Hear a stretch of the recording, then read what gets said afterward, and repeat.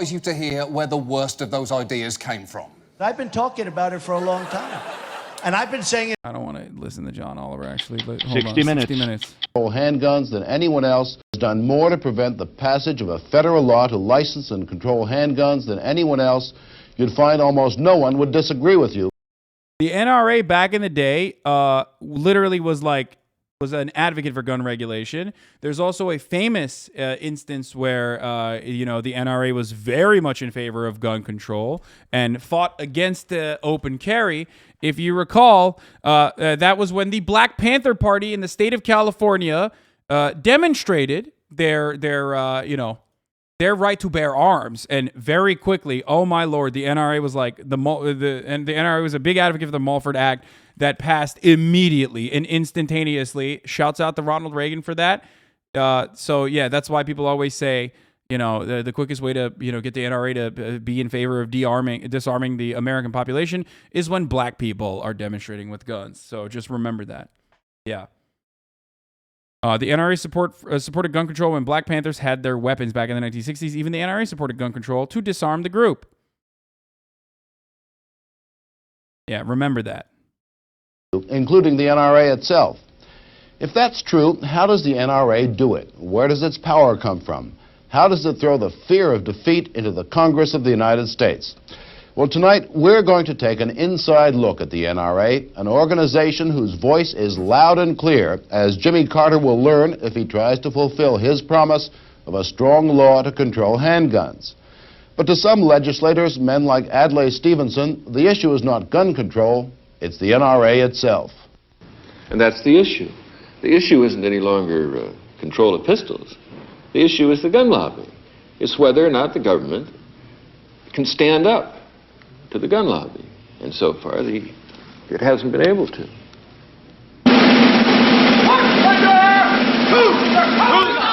And this is the NRA in full array.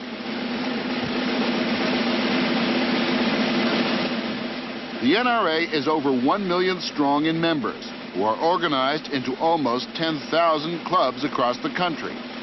And when they assemble an annual convention, they are bound by a sense of history. In no other country in the world have so many free men been permitted so many weapons in peacetime. It's America, baby.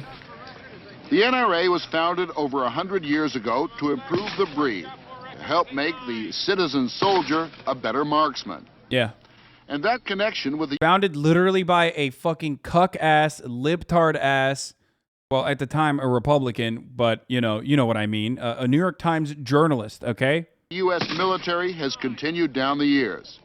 Until recently, the Pentagon tie-in made it easy for NRA members to get ammunition and target practice at military installations at reduced cost, or even free. Although federal budget cuts have cut down the favors, the military connection between the NRA and the Pentagon remains close, warm, and fraternal.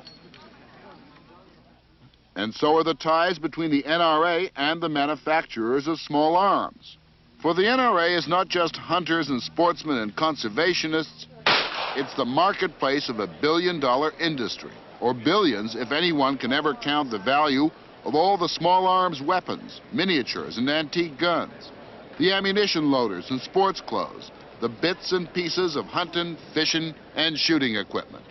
Critics complain that the small arms industry, in effect, subsidizes the NRA with heavy advertising outlays in the NRA publications. But NRA people scoff at this, and neutral outsiders, if there are any, point out that the arms people would advertise no matter what the cost, as a matter of pure self-interest.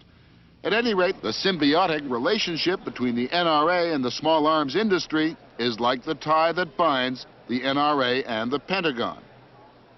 Thanks to you, the members and supporters of NRA, no national gun law has passed this year.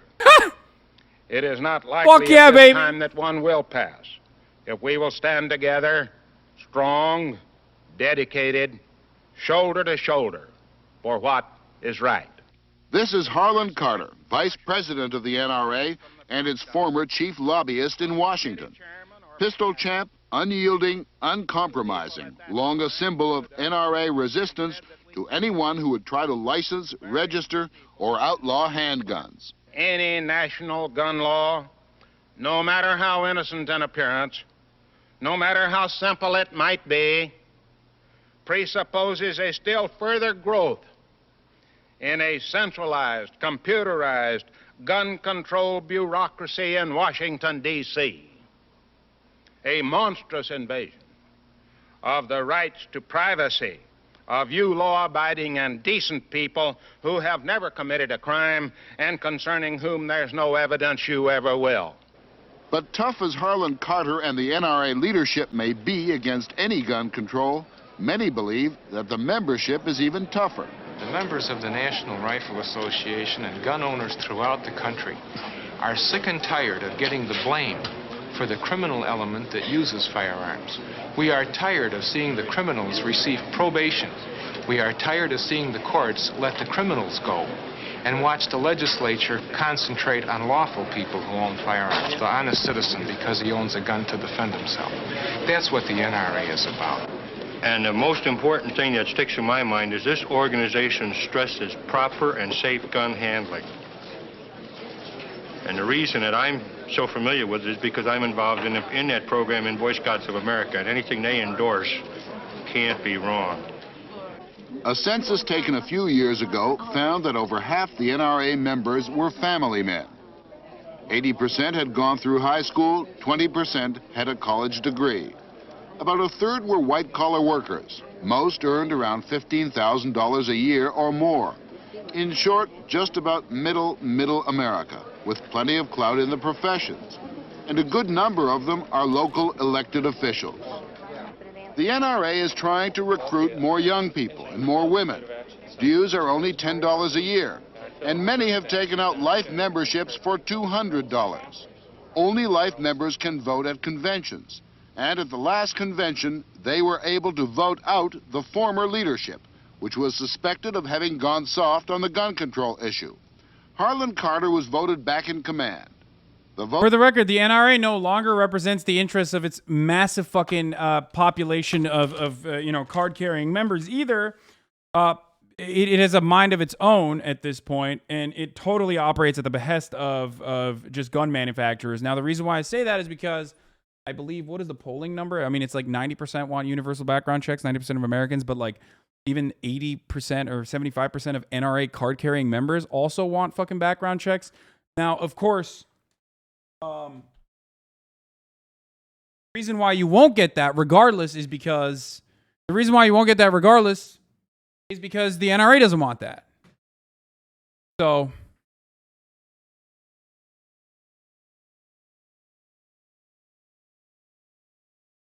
it's not like they're even fucking listening to their own card-carrying members. Now, part of the reason also is because card-carrying members doesn't even mean anything anymore. If you buy a gun, I think it comes automatically with NRA membership, if I'm not mistaken. And they will literally fucking constantly annoy you. Right? Isn't it? Don't you get an NRA membership automatically with a gun purchase now? It's depending on it. You just have to redeem it.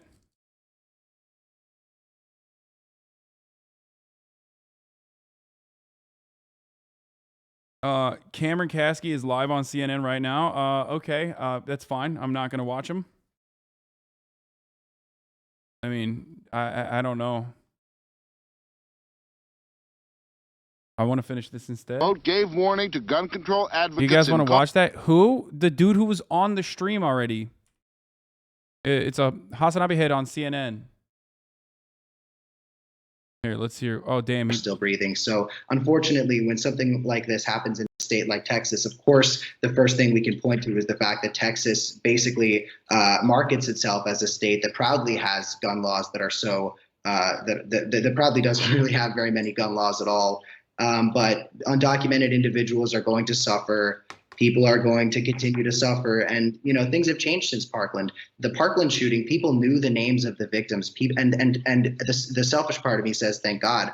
People knew the names of the victims. They knew the names of the survivors and the activists. Now, I don't know the name. I can't remember every shooting that's happened in the past 48 hours. So it's a catch-22. You tell people to vote every time there's a shooting, and that voting for Democrats will make things better. And the shootings continue. But on the other hand, when I see what's happening in Texas, one of the first things that comes to my mind is they better elect Beto, because Beto is the only one who's going to make a fundamental change. So telling people just vote your way out of this, it's kind of bogus. But on the other hand, Greg Abbott winning is really, really, really bad, and O'Rourke would at least make some sort of attempt to make substantial change. Yeah. And that's the corner that Joe's been painted into.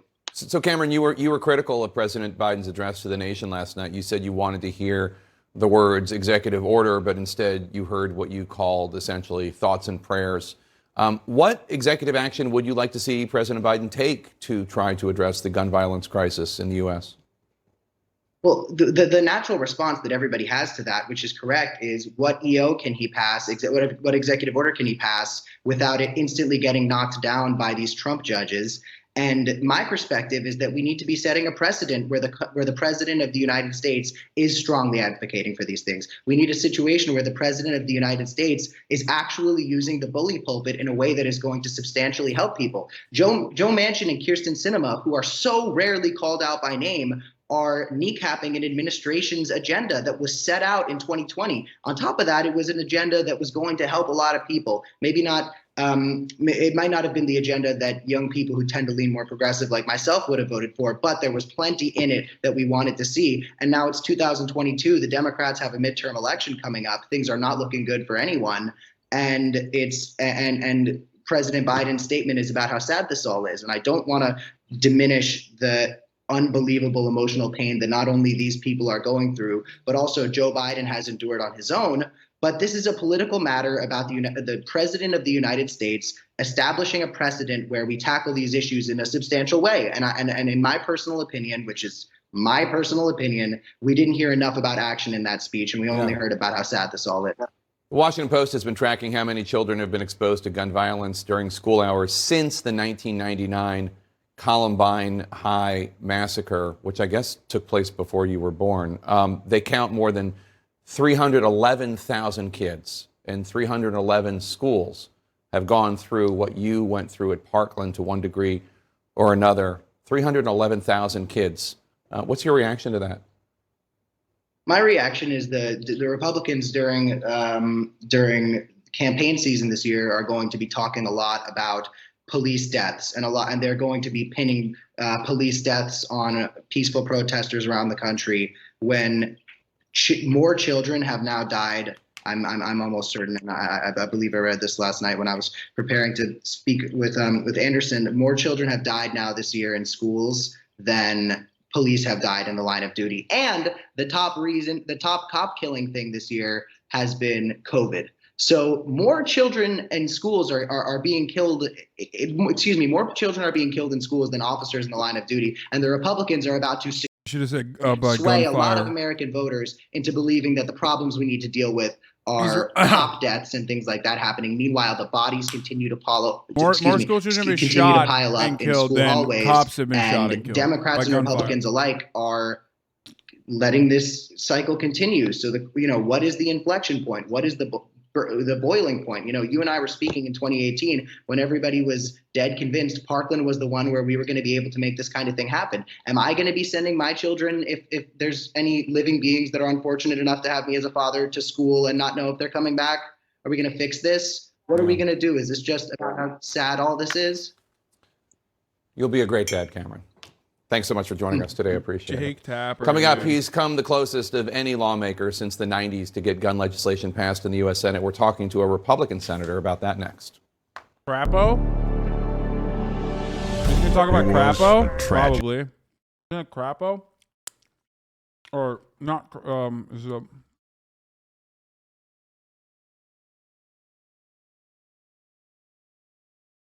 live tapper reaction neutral phase? Okay, let's continue. Congress that the hardliners were back in charge of the NRA. Take the guns away from the American citizen. This country will go communist just like Russia or any of your others. It's been a proven fact through history. If you take my rifles, my shotgun, and my pistols away from me, are you going to take the bows and arrows too? And then what are you going to do then after that? Take the My bows and arrows, bro. Wow, look how much things have changed, dude. pocket knives, the hunting knives, or, you know, where's the stopping point? And if he comes into my house and he's pointing that gun at me, I'm going to tell you one thing. I'm not going to meet him with the Holy Bible, because I'm going to meet him with one of my own. Critics of the National Rifle Association might regard it as nothing more than a sinister group bent on preventing the Congress of the United States from passing gun control legislation. A cabal that holds the power of political life and death over the Congress. Or they may regard the NRA as a group of near Neanderthals, gun-toting rednecks who shoot first and ask questions later. But the fact is, most NRA members are what's generally described as average Americans. Average Americans. Interesting that 60 Minutes is doing propaganda for the NRA and gun ownership all the way back whenever the fuck they were doing it. Oh, man. Oh, boy. Oh, brother. How interesting. Americans with a particular passion. It may be hunting or, as with these people, marksmanship. And they're no more likely to go and stick up a bank or go berserk with a gun than you or me or any non-gun fancier. They regard their guns as the tools of their sport. No more dangerous, they feel, if used properly, than a tennis racket or a bowling ball. And if anyone typifies how the NRA's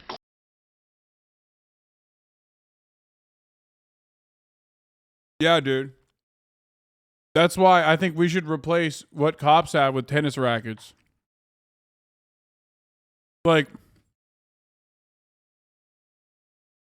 that's crazy. Damn, son. Okay, 60 Minutes. Yeah. Just doing a little school bowling, you know? That's wild. Yeah, give cops a bunch of bowling balls. Cops are literally shaped like a fucking bowling ball.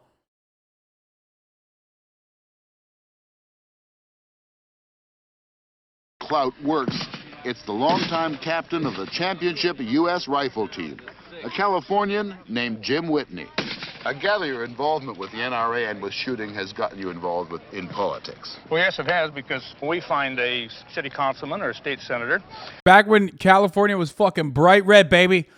Let's go. That's my state. That's my state before it got cooked over by the libtard agenda. Brought about some of the greats in American politics. Nixon and Reagan, baby. Woo! That's the OG Texas, boys.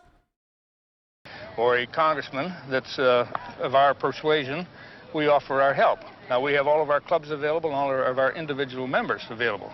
And these people, in regard to the gun issue, are pretty much a one-issue voter. And they will support this type of person. They'll not only support him with a vote, but they will support him with stamp licking and envelope stuffing and all that sort of thing. And in our own place in Los Angeles, there's been 2 instances where, without the votes we cast, our man would not have been elected. This is not to say we elected him, but if the votes weren't there, he would be unemployed. But supposing you approach a congressman who doesn't agree with you, and supposing he's in a district that he's won just marginally by a few hundred votes, a few thousand votes, what can you do? Well, we approach him with the facts, because these are readily available, and if you find a man that's got a marginal vote, you know the percentage he won by. But if we find that he's in there pretty skinny, like 1 or 2%, we just lay it on him and say, oh, look, we can muster, say, 40,000 votes in this area through our gun clubs. We've got the mailing list. It's computerized to the zip codes here. Now, how do you feel about this particular program? Do you want to keep working? And what does the politician usually say? They usually play ball. They usually play ball. And when they don't last long. They don't gain any seniority. Do you figure that nationally the NRA has that kind of clout? It can almost pick and choose as far as congressman is concerned. No, I don't think that. I don't think that at all, because although we've got 1 million people, you have to get these people organized. And this is where the NRA organizes its 1 million-plus members. This is headquarters in Washington. Plush, computerized, heavily staffed, well-funded, and geared for action. Friend and foe agree the NRA's power to scare... I wonder if the NRA actually has a national database, like a registry style database of like what kind of guns people have.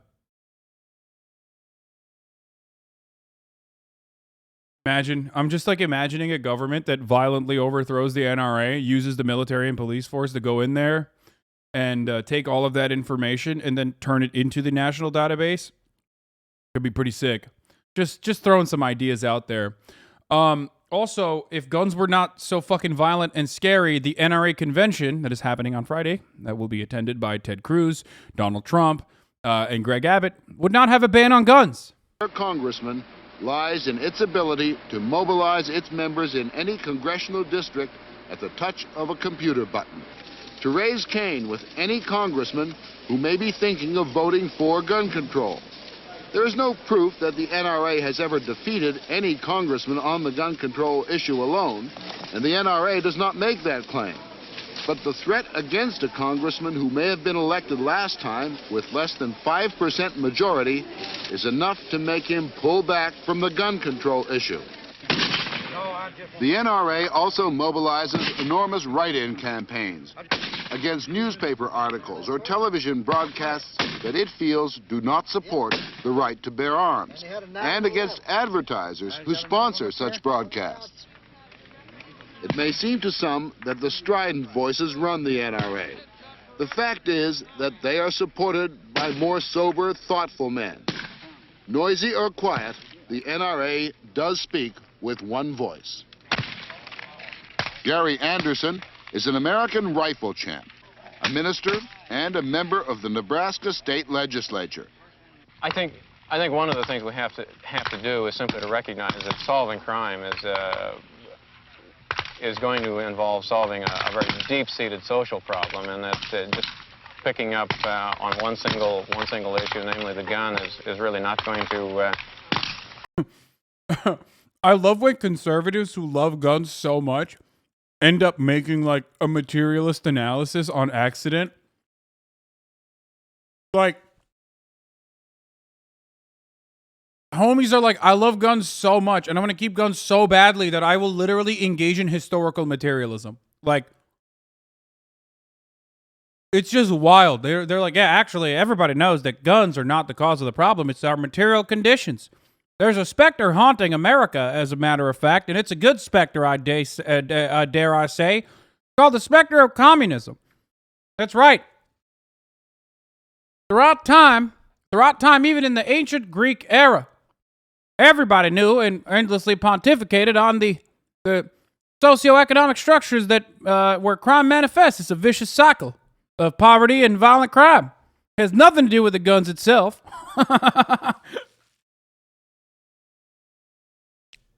You have nothing to lose but your chains, comrades. Going to solve the problem. I think we're starting to come together on the idea that we need to punish those people who are using firearms in the commission of a felony and make this a much more serious offense. And we seem to have some agreement there. Now maybe we can focus on things like that, and if we can get together on that kind of a thing, maybe we can see that we're really after the same thing. But if NRA members see the real issue as a breakdown in law and order, NRA critics say the issue is basically guns. Handguns. Not revolvers and pistols in the hands of law-abiding gun club members like these people in upstate New York, but weapons like these that end up murdering people. For many, the rising crime and murder rate is a direct result of too many guns too easy to get. The NRA argues that no one here will ever likely be involved in a crime, to which critics of the NRA say, if that's the case, what's the objection to licensing and registering handguns? Owned! Because, says the NRA, that would be the first step to confiscation. And they point to the biggest test case last year in Massachusetts, which had a referendum that, in effect, would have outlawed all handguns in private hands. A leading gun control advocate was a sheriff named John. Things have just not changed at all. Isn't that wonderful when you think about it? I mean, literally just the same. Everything is the same. Nothing has changed, and nothing will change. We would just keep repeating the same fucking stupid arguments back and forth. John Buckley of Middlesex County. Never once in the whole history of the Commonwealth of Massachusetts has any bill dealing with handguns ever passed the Massachusetts legislature without the approval of the National Rifle Association. And I rest this case in the fullest of confidence in the people of Massachusetts that they have seen enough violence, they have seen enough murders, and they will outlaw the deadly handgun. But the NRA and its friends went into action. The Massachusetts referendum to outlaw handguns lost by more than 2-1. For the NRA, this was the best test of all. But the people in favor of gun control felt they lost because the referendum went too far.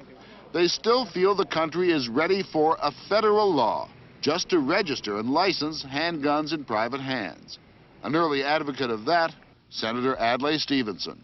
There's no debate, no serious debate about the need for measures to restrict access to the weapons, principally the pistol that are used in the commission of crimes.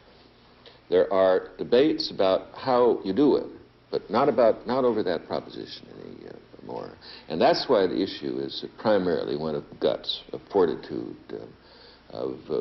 Bro, how can you trust a motherfucker with a comb over like that, bro? Like, at that point, give it up, dog. Like, everybody knows what's going on. You didn't even do that thing where you, like, grow it out a lot, you know?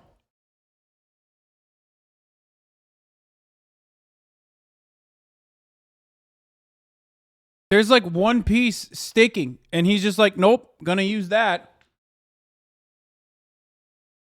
I don't know, man. I'll listen to you when I can't get one for 1 month of food stamps. You can't control it here in the state. What?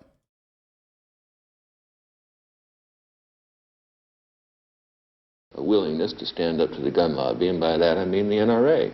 But at its Washington headquarters, the NRA remains steadfast, still pouring out a torrent of bulletins, reminders to its members of who are its friends and who are its enemies, not compromising an inch with its own special faith. But wherever it goes, the NRA is shadowed by this man, a man with a mission, a man even the tough old NRA cannot keep quiet. We will have 100 million handguns in civilian hands by the turn of the century. That's just 23 years from now.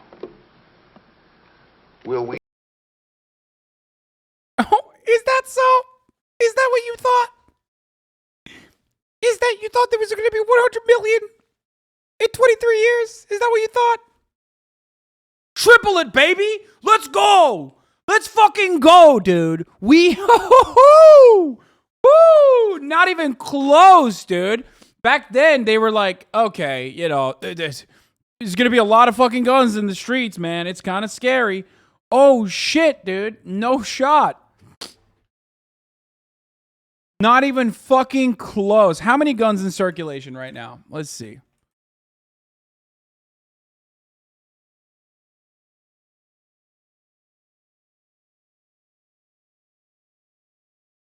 There are more than 393 million. There are over, nope, sorry. Latest is there are estimated to be over 400 million guns in the United States. And 82.7% of that are handguns, by the way. So for people saying, he said handguns. 82% of the 83% of the 100 million guns are handguns.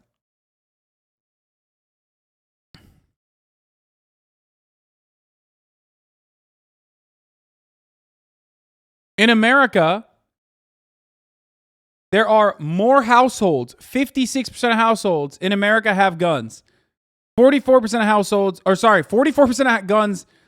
44% of households have a gun in their household. 56% have no gun. Most Americans, what the fuck is this, dude? Most Americans do or might someday own a gun. Future gun ownership. How many guns in America? 400 million. The average gun-owning American has 5 firearms, while nearly 22% of gun owners only have one single firearm. 98% of the 400 million guns in circulation between the police, military, and American citizens are in the hands of civilians. That is the equivalent of 120 firearms per 100 citizens.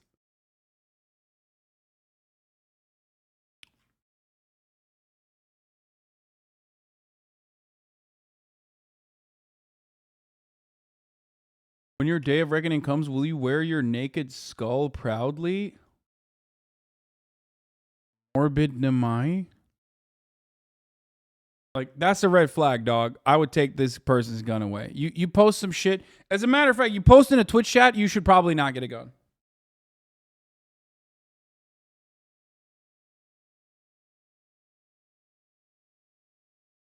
Watch the movie Morbius, no gun for you. Watch the movie Morbius, no gun for you. You tweet about the movie Morbius, or you say, it's Morbin time, doubly no gun for you. Your family can't even have guns now, okay?